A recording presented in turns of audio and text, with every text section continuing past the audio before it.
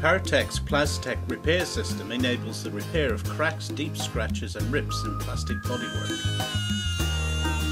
Remove paint and primer and bring the level of the surface down.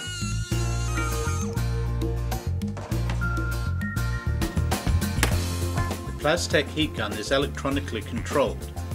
The heat and airflow settings are programmable to quickly return to the correct setting for a particular repair. To reinforce the crack, stainless steel mesh is used. Cut to a size slightly larger than the cracked area.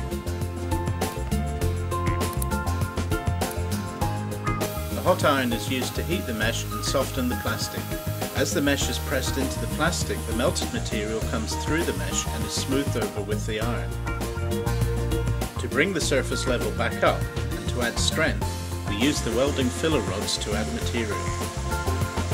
These are made from a flexible fibrous material that is suitable for all plastics. The repair is robust and durable and is ready for filling and painting immediately.